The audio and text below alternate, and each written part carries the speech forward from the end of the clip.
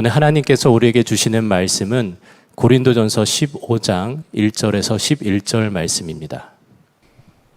형제자매 여러분, 내가 여러분에게 전한 복음을 일깨워 드립니다. 여러분은 그 복음을 전해받았으며 또한 그 안에 서 있습니다. 내가 여러분에게 복음으로 전해드린 말씀을 헛되이 믿지 않고 그것을 굳게 잡고 있으면 그 복음을 통하여 여러분도 구원을 얻을 것입니다. 나도 전해받은 중요한 것을 여러분에게 전해드렸습니다. 그것은 곧 그리스도께서 성경대로 우리 죄를 위하여 죽으셨다는 것과 무덤에 묻히셨다는 것과 성경대로 사흘날에 살아나셨다는 것과 게바에게 나타나시고 다음에 12 제자에게 나타나셨다고 하는 것입니다. 그 후에 그리스도께서는 한 번에 500명이 넘는 형제 자매들에게 나타나셨는데 그 가운데 더러는 세상을 떠났지만 대다수는 지금도 살아 있습니다. 다음에 야고보에게 나타나시고 그 다음에 모든 사도들에게 나타나셨습니다. 그런데 맨 나중에 달이 차지 못하여 난 자와 같은 나에게도 나타나셨습니다. 나는 사도들 가운데서 가장 작은 사도입니다. 나는 사도라고 불릴 만한 자격도 없습니다. 그것은 내가 하나님의 교회를 박해 있기 때문입니다. 그러나 나는 하나님의 은혜로 오늘의 내가 되었습니다. 나에게 베풀어 주신 하나님의 은혜는 헛되지 않았습니다. 나는 사도들 가운데 어느 누구보다도 더 열심히 일하였습니다. 그러나 이렇게 한 것은 내가 아니라 나와 함께 하신 하나님의 은혜입니다. 그러므로 나나 그들이나 할 것 없이 우리는 이렇게 전파하고 있으며 여러분은 이렇게 믿었습니다. 자, 오늘은 고린도전서 15장 말씀을 드리게 됩니다. 15장은 세 번에 나누어서 말씀을 드리게 되겠는데 그동안 고린도전서 1장부터 14장까지는 우리가 예수님을 믿고 정말 거듭난 그리스도인이라면 삶이 달라야 한다는 것에 대한 말씀을 사도 바울이 계속하고 계십니다. 서로 다투거나 시기 질투하지 아니하고 겸손하게 서로를 섬겨야 하고 그리고 정말 사랑으로 하나가 되어야 하고 사랑만 하며 살고 공동체의 유익을 위하여 내 유익을 구하지 않고 공동체의 유익을 구하며 그리고 절제하고 질서를 지키는 삶을 살아야 한다. 사도 바울이 지금까지 그 말씀을 해 오셨습니다. 그리고 그러한 교회가 진정한 교회라는 겁니다. 그런데 우리가 이처럼 우리의 삶 자체가 완전히 변화된 삶, 교회가 정말 성령 안에서 하나 된 사랑만 하는 그런 교회 공동체가 되려면 복음이 분명해야 합니다. 그래서 사도 바울이 고린도전서 15장에 들어와서 고린도 교회 교인들에게 복음을 다시 한번 일깨워 준다고 말씀을 시작을 합니다. 1절에 보면 이렇게 말씀했습니다. 형제 자매 여러분, 내가 여러분에게 전한 복음을 일깨워 드립니다. 여러분, 복음은 교회에서 가장 많이 사용되는 단어 중에 하나입니다. 아마 가장 많이 들으셨을 겁니다. 그런데 이 복음이 무엇인가? 3절부터 7절까지 사도 바울은 이 복음에 대해서 아주 명확한 정의를 해줍니다. 요약해서 말씀을 드리면 성경대로 예수님이 십자가에서 우리의 죄를 위하여 죽으셨다는 것, 그리고 무덤에 묻히셨다는 것, 그리고 성경대로 예수님이 다시 사흘 만에 부활하셨다는 것, 그리고 예수님의 제자들에게 그리고 예수님을 따르던 무리들에게 한 번에 500명에 해당되는 형제 자매들에게 부활하신 예수님을 보여주셨다는 것, 이것이 복음이라는 겁니다. 이 복음을 정말 믿으면 누구나 다 구원을 받는다는 겁니다. 이 복음의 핵심은 예수님의 십자가의 죽으심과 그리고 예수님의 부활입니다. 이 둘이 복음의 핵심 기둥입니다. 그런데 세상 사람들은 예수님이 실존한 인물이었고 그리고 예수님이 십자가에 죽었다는 것에 대해서는 다들 인정합니다. 그런데 예수님이 사흘 만에 죽었다가 부활하셨다는 것에 대해서는 믿으려고 하지 않습니다. 그러므로 기독교 신앙의 독특함, 기독교 신앙의 특징, 기독교 신앙의 생명은 예수님의 부활에 있다고 해야 옳겠습니다. 그래서 고린도전서 15장에서 사도 바울이 복음에 대해서 말씀을 하면서 가장 중요하게 다루고 있는 부분이 예수님의 부활입니다. 만약에 예수님이 부활하지 않았다면, 그게 사실이 아니라면 기독교는 무너집니다. 십자가의 구속의 은혜, 속죄의 은혜도 예수님이 부활하지 않았다면 아무 의미가 없게 됩니다. 예수님은 그리스도도 아니니까요. 그러므로 지난 2000년 동안 마귀가 예수님의 부활의 이 신앙을 무너뜨리려고 정말 발악을 했습니다. 예수님의 부활을 전하는 그리스도인과 교인들을, 교회를 핍박했습니다. 예수님의 부활, 그거 다 거짓말이다. 시체를 제자들이 훔쳐간 거다. 또는 엉뚱한 다른 무덤 찾아가서 예수님의 시체를 보려고 했었던 거다. 그건 그들이 환상을 본 거다. 그들이 신화를 만들어낸 거다. 여러 가지 이론을 가지고 예수님의 부활을 부정하려고 그렇게 역사했습니다. 그런데 예수님의 부활은 너무나 분명한 사실이었기 때문에 예수님의 부활을 부정하려고, 부인하려고 연구한 사람들 중에 오히려 예수님의 부활에 대한 확신을 가진 사람이 너무나 많이 나왔습니다. 그래서 마귀가 쓴 전략이 예수님의 부활을 믿어. 그래, 예수님 부활했다고 믿어. 그러나 그냥 교리적으로만 믿어. 이런 전략을 가지고 지금 우리 가운데 예수님의 부활을 그저 형식적인 신앙 또는 교리적인 믿음으로만 가지고 있는 사람이 많이 생기게 된 겁니다. 저는 이 사실이 가장 안타깝습니다. 예수님의 부활은 기독교 신앙의 기본입니다. 그리고 기독교 신앙을 능력 있게 해주는 가장 중요한 원천입니다. 그런데 예수님의 부활을 다 믿는데도 너무나 무기력하게 사는 거예요. 왜 그렇죠? 예수님의 부활 신앙이 무엇인지를 정확히 모르는 겁니다.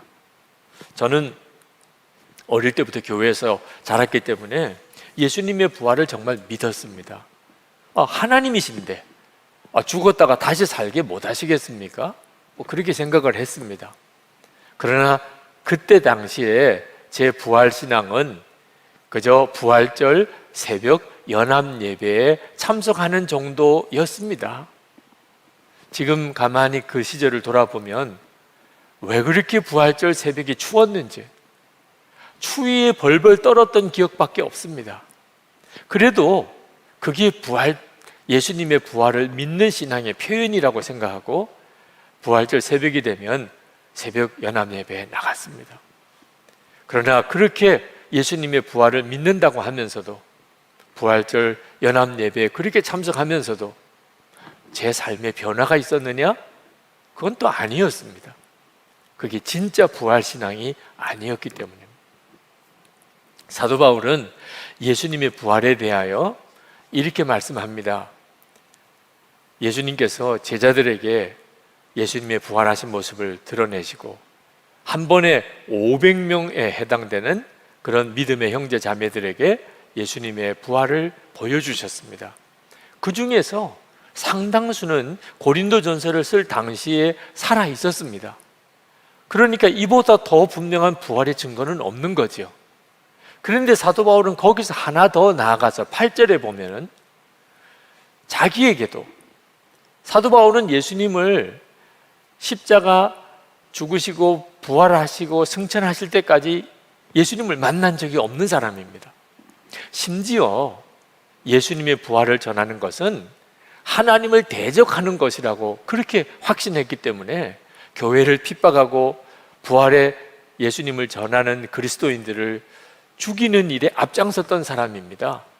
그런 자기에게도 부활의 예수님이 나타나셨다는 거예요. 이건 너무너무 놀라운 사실입니다. 예수님의 부활이, 예수님이 십자가에 죽고 부활하시고 승천하신 것으로 예수님의 생애와 사역이 끝난 게 아니라고 하는 의미입니다. 예수님이 부활하셨다. 그런데 사도 바울도 그것을 보았다. 그 말은 부활의 주님의 사역은 계속 이어지고 있다는 의미인 것입니다. 사도 바울만 아닙니다. 고린도 교회 교인들, 그때 당시 초대교회 교인들, 실제로 예수님을 만나본 사람은 없습니다. 그런데 그들도 부활의 증인이었습니다. 11절에 이렇게 말씀합니다. 그러므로 나나 그들이나 할 것 없이 우리는 이렇게 전파하고 있으며 여러분은 이렇게 믿었습니다. 예수님의 제자들, 예수님을 따라다니던 500명의 그 무리들만 아니고 예수님의 부활을 핍박하던 사도 바울도, 예수님을 전혀 만나보지 못했던 초대교회 성도들, 그들도 다 예수님의 부활의 증인이 되었다는 거예요. 이 이야기는 바로 우리들의 이야기이기도 합니다. 고린도 교인들과 우리 사이에는 2000년이라는 엄청난 시간의 차이가 있습니다. 그런데도 우리들도 부활의 주님을 바라보고 있잖아요. 우리들도 부활의 주님을 그렇게 믿고 있잖아요. 성경에 저와 여러분의 이야기가 기록되어 있습니다. 요한복음 20장 29절입니다. 예수께서 이르시되 너는 나를 본 거로 믿느냐? 보지 못하고 믿는 자들은 복되도다 하시니라. 베드로전서 1장 8절에 예수가 너희를 보지 못하였으나, 예수를 너희가 보지 못하였으나 사랑하는도다. 이제도 보지 못하나 믿고 말할 수 없는 영광스러운 즐거움으로 기뻐하니. 여러분, 여기에 보지 못하고 믿는 자, 보지 못하였으나 사랑하는 자가 누굽니까? 저와 여러분 아닙니까? 우리는 예수님을 실제로 보지 못했습니다. 그러나 우리는 믿습니다. 그리고 사랑합니다. 이건 정말 놀라운 일이죠. 부활하신 주님은 그저 부활하셨다가 승천하신 거로 끝난 게 아닙니다. 지금도 예수를 믿는 모든 성도들 안에 주님이 오셨습니다. 우리에게 부활의 주님을 바라보라고 하는 것은 예수님이 하셨던 말씀을 그저 기억하라, 예수님의 행적을 한번 묵상하고 그 교훈을 생각하고 그리고 그런 교훈을 가지고서 한번 살아보라, 이런 의미 아닙니다. 예수님은 진짜 우리와 함께 계시고 우리가 그 주님을 바라볼 수 있다는 겁니다.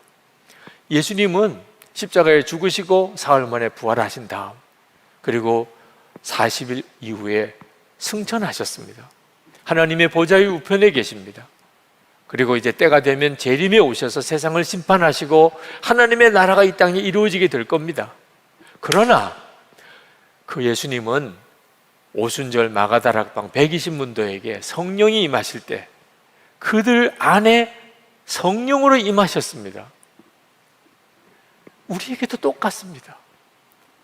우리가 예수님을 영접하면 우리 안에 부활의 주님이 우리의 생명이 되셔서 우리 안에 임하셔서 우리의 삶 전체를 뒤바꾸십니다. 성경이 말씀하고 있습니다. 고린도후서 13장 5절 말씀입니다. 너희는 믿음 안에 있는가? 너희 자신을 시험하고 너희 자신을 확증하라. 예수 그리스도께서 너희 안에 계신 줄을 너희가 스스로 알지 못하느냐? 그렇지 않으면 너희는 버림받은 자니라. 우리가 부활신앙을 갖는 것은 예수님이 역사적으로 분명히 부활하셨다는 것을 믿는 것만 말하는 게 아닙니다. 그 부활하신 주님이 지금 내 안에 거하고 계시고 나와 동행하십니다. 이렇게 고백할 수 있게 될 때 그 사람이 부활신앙을 가지고 있는 겁니다. 그 예수님과 동행하는 삶을 살기 때문에 그는 예수님으로부터 실제로 다스림을 받습니다. 그 결과가 무엇입니까? 삶이 변하는 것입니다. 교만할 수가 없지요. 부활하신 주님이 나와 함께 계시는데, 믿음의 형제들끼리 서로 싸우고 다투고 갈라질 수가 없지요. 부활하신 주님이 나와 함께 계시는데 서로 사랑하지요. 나를 위해서 십자가에 죽으신 그 주님이 함께 계시는데 정말 사랑만 하며 사는 거죠. 은사와 능력이 아무리 많아도 항상 교회 공동체의 유익을 위하여 절제할 수 있지요. 질서를 지키지요. 그래서 교회가 세워지게 되는 거죠. 이런 삶의 변화가 어떻게 가능하지요? 부활의 주님을 바라보기 때문에 가능한 것입니다. 오늘 고린도전서 15장도 보면 사도 바울은 정말 능력자입니다. 성령의 능력이 충만했던 분입니다. 그도 3층천에 올라가 본 사람, 그리고 죽은 자도 그가 살려낸 기적을 행했던 그랬던 위대한 사도입니다. 그러나 그가 얼마나 겸손한지, 그가 얼마나 사랑이 많은지, 그가 얼마나 하나님께 감사하는 사람인지 오늘 고린도전서 15장에 구구절절이 나오지 않습니까? 부활의 주님을 사도 바울은 진짜 바라보고 있었던 것입니다. 여러분, 그 사람 속에 무엇이 가득한지는 그 사람의 말이나 행동을 보면 알 수가 있습니다. 육신의 정욕이 가득한 사람은 그냥 세상 재미 즐기는 거, 그 방법, 그것밖에는 관심이 없습니다. 돈 탐심이 가득한 사람은 돈 이야기밖에 안 합니다. 권력의 욕심이 가득한 사람은 정치 이야기밖에 하지 않습니다. 손주를 본 사람은 손주 이야기만 합니다. 애인이 생긴 사람은 애인 생각밖에는 안 합니다. 부활의 주님이 우리 안에 거하시게 되는 것이 진짜인 사람은 그는 항상 예수님 이야기밖에 하지 않게 됩니다. 우리가 교회 안에서 사람이 너무 말이 많고 수다가 많은 것도 덕스럽지 못하지만 그렇다고 해서 아무 말도 안 하고 조용히 있는 것도 바람직한 건 아닙니다. 왜냐하면 그 사람의 속에 뜨거운 게 없다는 말이기 때문에 그렇습니다. 속이 뜨거운데 어떻게 아무런 내색을 안 할 수 있습니까? 우리가 정말 부활의 주님과 동행하게 되면, 그러면 우리의 말이나 행동은 예수 그리스도, 그리고 우리의 모든 것은 다 주님의 다스림을 받게 됩니다. 절대 내색하지 않고 부활의 주님과 동행하는 것은 불가능한 일입니다. 그래서 성령의 은사가 나타나는 거고 성령의 열매가 나오는 것입니다. 어떤 분들은 예수 동행 일기를 쓰고 주님과 동행하는 것은 유기성 목사나 할 수 있는 일이라 이런 말을 하는 분도 계십니다. 절대 그렇지 않습니다. 여러분이 저를 아십니까? 여러분이 제 내면을 아십니까? 제가 얼마나 엉터리 같은지, 제가 얼마나 속이 좁은지, 제가 얼마나 이기적인지, 얼마나 교만한지, 얼마나 악한지, 얼마나 욕심이 많은지, 얼마나 음란한지 제가 더 얽을까요? 저는 알지요. 저 자신이 얼마나 부족하고 모자라고 믿음도 없고 정말 얼마나 육적이고 그런지 제가 압니다. 여러분 중에는 그래도 목사님은 그만한 위치에 있고 그만큼 유명해지지 않았습니까? 무언가가 있으니까 그렇지 않았겠습니까? 솔직히 인정합니다. 무언가가 있으니까 그랬습니다. 저도 저 자신을 한번 돌아보았습니다. 도대체 무엇 때문에 지금의 내가 있는 건가? 깨달아지는 게 있더라고요. 제가 고등학교 다닐 때, 그때 중고등부 예배, 무슨 성령에 충만한 거나 은혜가 넘치거나 그런 예배는 아니었습니다. 그저 예배를 드려야 되니까 드리는 그런 형태의 예배였지만 그날 충격받은 것이 전도사님이 고린도후서 13장 5절 말씀을 가지고 모든 예수 믿는 사람 안에는 예수님이 계시다는 말씀을 하신 거예요. 정말 믿어지지 않았어요. 예수님이 내 안에 계시다면 내가 모를 수가 없잖아요. 믿어지지도 않고 또 정말 이해도 안 되고 얼마나 당황스러웠는지. 그런데 한 가지 감사한 것은 그렇게 말씀하니까 뭐 그렇겠지 이렇게 넘기지 않았다는 겁니다. 믿어지지도 않고 실제로 경험도 안 됐지만 예수님이 내 안에 계시다니, 예수를 믿는 사람 안에는 예수님이 내 안에 계시다니, 그때부터 그것이 저에게 간절한 기도 제목이고 갈망이 되었습니다. 만약에 그게 사실이라면 이보다 놀라운 일은 없으니까요. 저는 예수님을 바라볼 때 먼 하늘을 보지 않았습니다. 모든 예수 믿는 사람 안에 예수님이 와 계시다면, 그렇다면 내 안에 계신 게 아니겠는가? 주님, 제가 그 주님을 만나고 싶습니다. 제가 그 주님을 체험하고 싶습니다. 그게 그때부터 시작된 제 갈망이었고, 그게 바로 지금의 나를 여기 이 자리에 있게 한 것입니다. 여러분, 성경을 읽을 때 다 이해가 되십니까? 다 믿어지십니까? 그럴 때 어떻게 하십니까? 야, 어떻게 이거 다 믿어? 어떻게 이게 다 이해가 돼? 이렇게 하시면 안 된다는 겁니다. 하나님이 말씀하신 것은 어느 하나도 거짓이 없습니다. 우리가 실제로 누려지니까 말씀하신 겁니다. 기도하실 때 하나님, 이 말씀이 내게 체험되게 해주세요. 이 말씀이 내게 이루어지게 해주세요. 그게 말씀 기도죠. 그러면 반드시 성경에 있는 그대로 살아계신 하나님을 체험하게 됩니다. 사도 바울은 하나님의 은혜로 살았다고 고백을 했습니다. 10절에 나는 하나님의 은혜로 오늘의 내가 되었습니다. 나에게 베풀어 주신 하나님의 은혜는 헛되지 않았습니다. 나는 사도들 가운데 어느 누구보다도 더 열심히 일하였습니다. 사도 바울은 자기가 지금 있는 것이 하나님의 은혜 때문에 됐다는 거예요. 무슨 은혜를 받은 겁니까? 사도 바울이 자기 입으로 고백했어요. 나와 함께 하신 하나님의 은혜라. 바로 부활의 주님이 자기와 함께하고 그 주님과 동행하는 은혜라는 말 아닙니까? 부활의 주님과 동행하는 은혜 때문에 그렇게 됐다는 겁니다. 유명한 갈라디아서 2장 20절 말씀, 부활의 주님과 동행하는 은혜의 고백입니다. 내가 그리스도와 함께 십자가에 못 박혔나니 그런즉 이제는 내가 사는 것이 아니요 오직 내 안에 그리스도께서 사시는 것이라.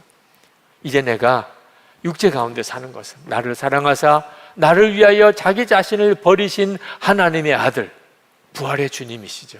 그 하나님의 아들을 믿는 믿음 안에서 사는 것이라. 예수님께서 부활 승천하시면서 제자들에게 하신 약속이 있으시잖아요. 마태복음 28장 20절에 볼지어다 내가 세상 끝날까지 너희와 항상 함께 있으리라. 이 말씀이 사도 바울에게 그대로 이루어진 거예요. 이것이 사도 바울이 받은 은혜입니다. 이것이 진짜 부활신앙이에요. 여러분, 무슨 일이 있어도 부활의 주님을 바라보고 살아야 합니다. 이것이 우리가 어떤 어려운 일을 만나도 우리를 능히 이기게 해 주시는 거예요. 부활의 주님과 동행하면 좋은 일만 생기나요? 그렇지 않습니다. 어려운 일도 오고 때때로 슬픈 일도 겪어야 되고 어떤 때는 좌절을 겪을 일도 있습니다.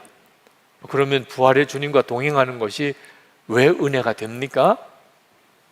아니, 여러분, 아무리 힘든 일, 슬픈 일, 좌절이 오는 일이 있다 하더라도 부활의 주님과 함께 그 일을 겪는다는 것은 얼마나 놀라운 일인가 말입니다. 어린 아들이 아버지 손을 붙잡으면 무서울 게 뭐가 있습니까? 정말 우리가 그렇잖아요.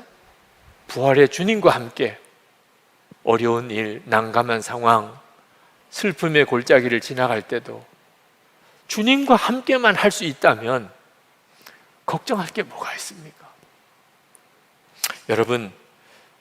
여러분이 하루를 살아도 정말 부활의 주님과 함께 그 주님을 바라보고 살아야 합니다. 저는 정말 놀라운 환상 같은 꿈을 꿔요. 우리 교회 교우들이 다 부활의 주님과만 동행하는 삶을 사는, 우리 교우들이 가정에서나 직장에서나 교회 공동체 안에서나 어디서나 부활의 주님과만 동행하는 삶을 사는, 그러면 도대체 성도들의 삶에 우리 교회에 어떤 일이 일어날 것인가? 이건 정말 놀라운 환상과 같은 꿈이 아닐 수가 없습니다. 코로나19 확산 때문에 여러 가지로 힘들고 두려운 일이 계속 우리 마음에 일어납니다. 어떻게 하지? 어떻게 살 수 있을까? 우리가 이 어려운 상황을 견뎌낼 수 있을까? 주님은 말씀하시더라고요. 왜 그런 걱정을 하느냐? 우리가 할 일은 오직 하나. 어떻게 하면 나와 함께 하시는 그 부활의 주님을 기쁘시게 해드릴 수 있을까? 그 생각만 하라는 거예요. 그게 정말 옳잖아요. 부활의 주님, 세상보다 크신 부활의 주님이 함께 계신데 도대체 어떻게 하면 살 수 있을까? 어떻게 이 두려운 일을 지나갈 수 있을까? 그러면 그게 믿는 겁니까? 어떤 일이 닥치든 무슨 일을 만나든 어떻게 하면 주님을 기쁘시게 해드릴 수 있을까? 우리는 그것만 생각하면 됩니다. 그 다음에는 주님이 다 책임지시고 역사하시는 겁니다. 우리가 다 그 경험을 하게 됩니다. 사랑만 하며 사는 이유도 주님이 기뻐하시니까. 우리가 겸손하게 다른 사람을 섬기는 거, 그걸 주님이 기뻐하시니까. 우리가 어떻든지 절제하고 질서를 지키면서 교회 공동체를 세우려고 하는 거, 그걸 주님이 기뻐하시니까. 어떻든지 돕고 베푸는 일, 그걸 왜 합니까? 그걸 주님이 기뻐하시니까. 그 다음엔 주님이 책임지시는 거예요. 앞으로 별의별 일이 다 있을 겁니다. 그러나 아무 상관없습니다. 부활의 주님이 우리와 함께 계시니까 우리는 그냥 그 주님만 붙잡고 갈 겁니다. 우리의 마음의 소원은 하나밖에 없습니다. 어떻게 하면 주님을 기쁘시게 해드릴 수 있을까? 이 상황에서 주님이 어떻게 하는 걸 기뻐하실까? 그렇게 하며 사십시다. 그러면 우리도 사도 바울처럼 모든 것이 하나님의 은혜였습니다. 이렇게 고백하게 될 것입니다. 우리 기도합시다.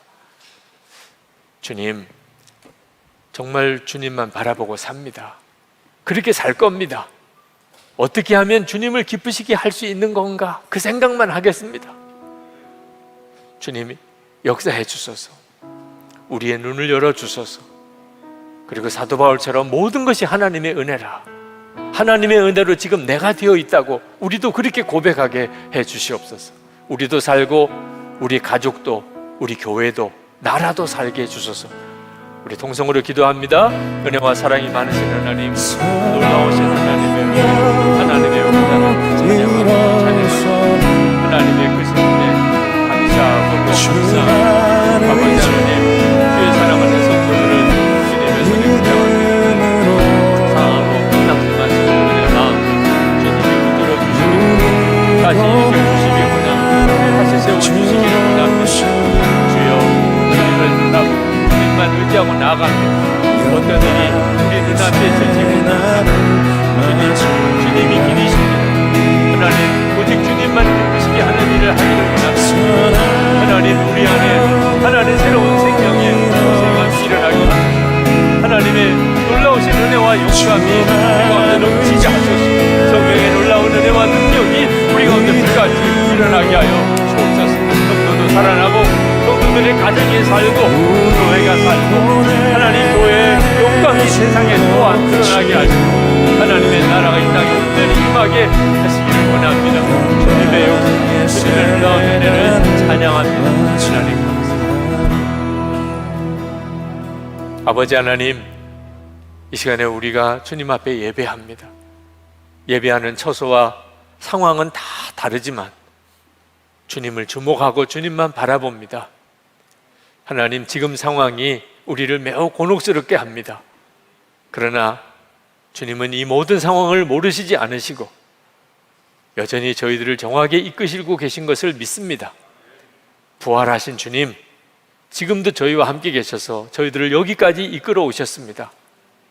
별의별 일이 우리 눈앞에 또 닥쳐오겠지만 더 이상 걱정 안 합니다. 주님만 바라보고 가겠습니다. 주님이 길이라고 하셨으니 믿습니다. 오직 모든 상황에 모든 처지에 주님이 어떻게 하면 기뻐하실까? 그 생각만 하겠습니다. 무슨 일을 하나라도 주님 기뻐하는 일만 하겠습니다. 주님, 우리를 인도하소서. 우리를 친히 이끄소서. 그리고 우리를 통하여 하나님의 역사를 드러내소서. 우리의 가정도 살고 우리의 일터도 살고 우리 교회, 한국 교회가 다시 일어나게 하여 주옵소서. 오늘도 하나님 앞에 예배하며 온라인으로라도 하나님 앞에 헌금을 주님께 올려드리는 이들이 있습니다. 주님을 정말 사랑하고 또 감사합니다. 하나님 기뻐하는 뜻대로 살기를 원합니다. 온전한 11조와 또한 특별 헌금을 드립니다. 건축 헌금 또는 구제 헌금, 선교 헌금을 주님께 봉헌해 드립니다. 아버지 하나님, 믿음으로 살고 예배하며 살고 감사하며 살고 남을 도우며 살고 흘려보내며 살기를 원하는 성도들에게 은혜와 복을 주소서. 하나님의 생명의 역사로 날마다 살게 하소서. 문제가 있을 때마다 그것이 변하여 간증거리가 되게 하소서. 병든 몸을 고쳐주소서. 하나님, 성도의 기업을 책임져 주소서. 성도의 가정, 그 자녀들에게 하나님의 은혜와 복을 더해 주소서. 무엇보다 하나님이 이 세상에서 교회의 영광이 다시 회복되기를 원합니다. 교회의 거룩한 성도와 교회가 일어나게 하시고 세상의 소금과 빛이 되고 세상을 살리는 하나님의 은혜의 통로가 되게 하소서. 이 나라에 하나님을 대적하는 악한 법이 제정되지 않게 하소서.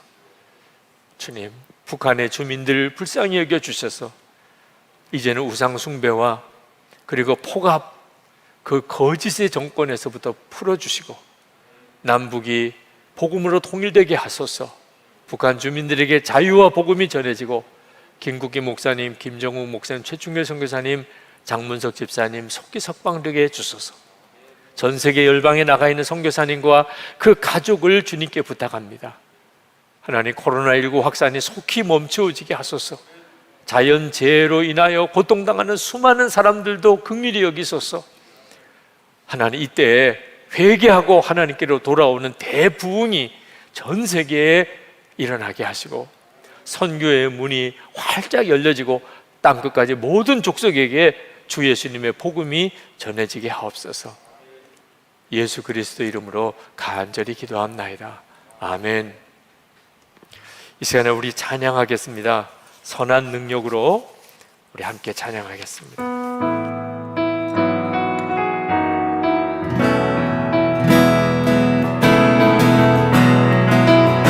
주 선한 능력으로 안으시네.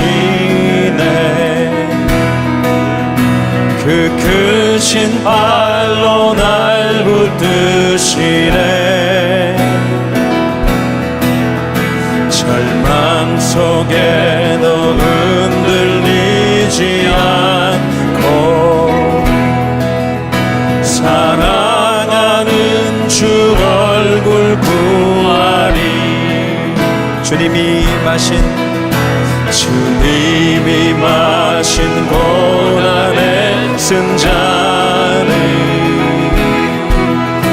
우리도 감사하며 받으리. 주님의 남은 고난 채워가며 예수와 복음 위에 살리라. 선한 능력으로 일어서리. 주만 의지하니 믿음으로 우리 고뇌 안에 주 오실 그날 영광의 새날을 맞이하니. 선한 능력으로 일어서리. 주만 의지하니 믿음으로 우리 주는 날 영광의 새날을 맞이하리. 주 예수님의 은혜와 하나님 아버지의 사랑하심과 성령의 교통하심이 오늘도 예배드리는 곳곳에 주를 사모하는 모든 성도들 위해 충만히 함께 하시기를 축원하옵나이다. 아멘.